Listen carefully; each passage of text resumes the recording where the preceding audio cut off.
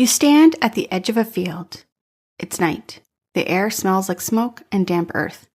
In front of you, a crowd gathers, men in robes, faces hidden. A wooden cross rises into the sky, and then a flame. The cross is not burned. It is lit. A man steps forward. His voice is strong and confident, and he prays in the name of Jesus Christ. And then the crowd answers, Amen. But something is wrong, because tonight, hatred is being preached as holiness. Violence is being called righteousness, and the name of Christ is being used to divide. How did this happen? And more importantly, who stood against it? I'm Lorelee Siemens, and this is the Church History Podcast.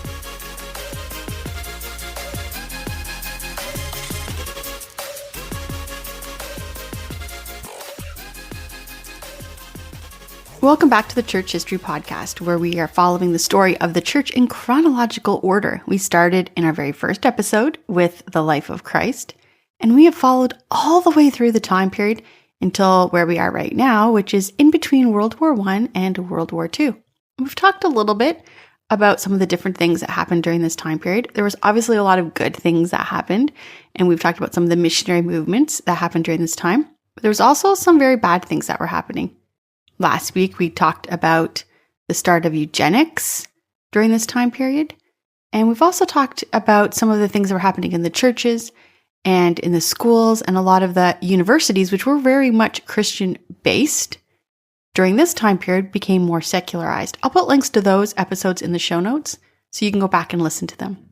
On another note, for those of you who like my episodes that I've done in the past on a history of our hymns, I have a new book that's coming out in April 7th, called The Church Sings. And this book is the story of some of the hymns that I've covered in my episodes. And each chapter ends with some discussion questions. So you can go through this book with friends, with a Bible study, or on your own as a devotional. So next week I'll talk a little bit more about that, but get ready because on April 7th, you can be ready to order that. Now, let's dive into today's episode. The year is 1920. The Great War has ended, but peace has not brought rest, and America is changing fast. Cities are growing, immigrants are arriving, and old traditions are feeling threatened. And in that fear, something rises, the Ku Klux Klan. This isn't the shadowy remnants of the Reconstruction. This is a brand new movement. It's organized, it's popular, and it's expanding. By the mid-1920s, millions had joined. They march openly, they hold rallies, and they present themselves not as criminals, but as defenders. They claim to be defending America, and sadly, they claim to be defending Christianity. And that is what makes this movement in history so dangerous. This movement wasn't just about violence, it was about bad theology. When scripture is twisted, things always go wrong. Open a Bible. Now imagine it's being used not to bring life, but to justify hatred. The Klan built its movement on what we call racial exegesis, twisting scripture to support what they already believed. They turned to Genesis, the story of Noah. They claimed the curse of Ham meant that God destined black people for servitude. But the text doesn't say that, not even close. Nothing in the passage speaks of race. But when we take certain Bible verses and remove them from context, it can be made to say almost anything we want. Some Klansmen taught that different races were created separately, that non-white people existed before Adam, a complete rejection of biblical truth. The Bible teaches that all humanity comes from one man, one creation, one man made in the image of God. Besides the bad theology, they also wrapped nationalism into their theology. To be a true American was to be white and Protestant. They turned Jesus Christ into a symbol of racial purity, and they even redefined the cross. The cross was no longer a place where Jesus died for sinners. It was a burning symbol meant to cleanse society. This is what happens when the gospel is replaced with something else. Imagine you're a pastor. It's Sunday morning. Some of your congregation are members of the Klan. These people are respected. They're even generous. And they fill your pews. And they believe they're doing God's work. Do you speak on political issues such as the Klan, or do you stay silent? Unfortunately, many churches stayed silent. Even worse, some opened their doors. Klan members recruited in the sanctuaries. Meetings were even held inside of church buildings. And slowly, the line between faith and false theology began to blur. But not everywhere, because in this moment of confusion, God raised voices, men and women who refused to let the gospel be twisted. And this is where the story changes. Let me take you to Birmingham, Alabama. The year is 1921. You walk into a small Catholic church. Sunlight filters through stained glass, casting colors across the wooden pews, and at the front stands a priest, Father James Coyle. He's calm, gentle, and steady, but outside these walls, tension is rising. The Ku Klux Klan is growing stronger in Birmingham, and Father Coyle has done something dangerous. He has spoken out against them. He spoke clearly and firmly. The gospel of Jesus Christ does not belong to one race or one nation. It belongs to all people. Some in the city are listening, others are watching and waiting. And now the day comes. A young couple is standing before him, a Protestant woman and a Catholic man, for a simple wedding. Father Coyle looks at them. Do you take each other before God to love and cherish all the days of your life? I do, said the bride. I do, said the groom. But outside, anger is forming. Later that day, Father Coyle walks up the rectory steps. The sun is setting and long shadows stretch across the porch. He reaches for the door. A man steps forward, tense and breathing hard and fueled by anger. You had no right. Father Coyle turns. He doesn't raise his voice and he doesn't step back. I serve God, not men, he says firmly. And then a gunshot. Father James Coyle falls. He's killed not because he was seeking conflict, but because he refused to let hatred define the gospel. Now travel with me to Denver. Ink stains the fingers of a man sitting at a cluttered desk. Stacks of newspapers surround him. His name is Father Matthew Smith, and he's the editor of the Denver Catholic Register. He's reading the Klan publications, line by line and claim by claim, and he's answering them. This is not a movement of righteousness, he writes. It's a campaign of hate.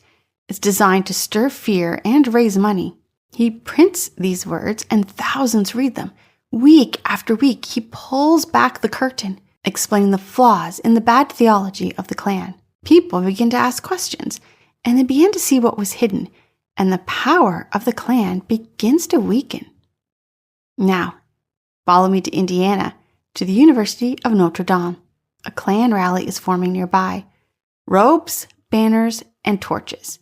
They expect fear and they expect silence. But instead, they're met with something else. Students began to gather. Young men, none of them are armed, but they are resolute. And a priest stands among them, Father Arthur Hope. One of the students says, Father, what if this turns violent? Father Hope says, then we will still stand. The students move forward, not with rage, but with conviction. They confront the Klan's presence. They refuse to let intimidation take root. And for a moment, everything hangs in the balance. And then the tide shifts. The Klan does not own this space, not today. They back down and move away. And across the country, another resistance is rising. Follow me into a black church. Wooden floors are creaking and a small congregation is sitting quietly, waiting. An evangelical pastor steps forward. He opens his Bible and the room is still. He speaks clearly. They say Scripture divides us, but listen to what God says. There is neither Jew nor Greek, slave nor free, for you are all one in Christ Jesus. This is the truth. Not what they preach, not what they burn into the night sky, but this. We are all one in Christ Jesus. These churches do more than just preach. They protect, and they refuse to back down. Among the white Protestant circles, voices begin to rise. A pastor named Warren A. Candler. He speaks this in a sermon. This movement is not Christian, it's immoral, and it must be rejected. Across the country, articles are written and sermons are preached, and denominations begin to take a stand.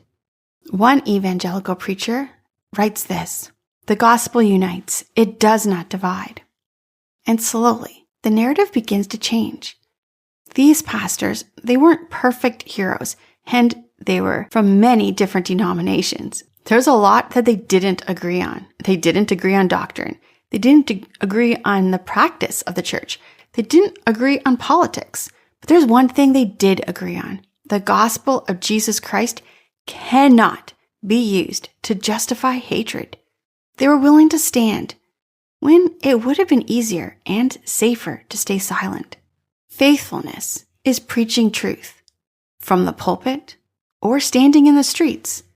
And often, faithfulness costs everything. By the late 1920s, the cracks were beginning to show, scandals and corruption, and the Klan's image began to crumble. And then something unexpected happened. A man named Stetson Kennedy infiltrated the Klan. He pretended to be one of them. He gathered all their secrets, their codes, their rituals, and then he shared them. Not with the authorities. He shared them on a radio show called Superman. Children across America were listening, and they were hearing the Klan's secret passwords, their strange ritual. It became a joke. The Klans weren't these strong men standing up for America. They were clowns. And that is when the fear disappeared. Because something that was once mysterious was now ridiculous. And that was when the Klan lost its power. So, what do we do with this story? Because it's easy to look back and think, if I was there, I would have stood on the right side. But history asks a harder question. What happens when culture begins to shape our theology? Or when the fear becomes louder than truth? When being silent is safer than speaking? Should the church take stands on political issues? The Klan's greatest weapon was not violence. Their weapon was actually a false gospel. It was a gospel that excluded, a gospel that elevated one race over another, a gospel that looked nothing like Jesus. But the true gospel unites. The true gospel humbles us and reminds us that every person is made in the image of God. The story of the North American church in the 1920s is not simple, because some churches failed. Some churches stayed silent, but there were some who stood, who spoke, who resisted, and paid the price, some with their own lives. And through all of that, and because of the work of the Holy Spirit, the truth of the gospel was not lost. Some might ask the question, will the church influence the world? Others might ask the question, is the world influencing the church? Many people in the 1920s believed that they were doing what was right. I mean, the people they were following were quoting scripture, speaking about God, and using the name of Jesus. And yet, they were wrong, dangerously wrong, because they had bad theology. Theology matters more than we often realize. Theology isn't just for scholars or pastors or people in classrooms. Theology shapes how we see God, and how we see God shapes how we see people. If your theology says some people matter less, then you're going to treat them that way. If your theology elevates culture above Jesus Christ, you'll defend culture instead of truth. If your theology is built on fragments of scripture instead of the whole story, then you can justify just about everything. And that's what happened.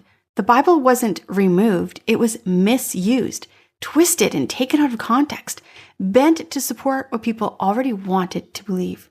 And that's why knowing theology matters.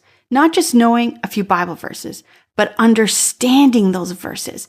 Not just hearing scripture, but interpreting it correctly. Not just believing in God, but knowing who God truly is. Because when your theology is shallow, it can be shaped by fear. When your theology is rooted in truth, it will become your anchor. The men and the women who stood against the Klan, they didn't just feel like it was wrong. They knew it was wrong because they knew the gospel. They knew that all people were made in the image of God. They knew that Jesus Christ died for everyone. And that knowledge gave them courage. So what about us? In a world full of voices and opinions and competing truths, we can't afford to have a shallow understanding of God. Because today, truth is being challenged again. And it's not enough to just feel what's right. you have to know what is right. You have to know the Word of God. You need to know the gospel, and you need to know God. Because when we do, then we're not easily misled. When we do know God, then we will be ready to stand. I'm Lorelee Siemens, and this is a Church History Podcast. If you enjoyed today's episode, make sure to subscribe on YouTube or your favorite podcast app so you don't miss an episode. We release new content every Monday, and don't forget to check out our website at LoreleeSiemens.com for more information and additional resources. Thanks for listening, and we'll see you next week as we continue our journey through the incredible history of the church.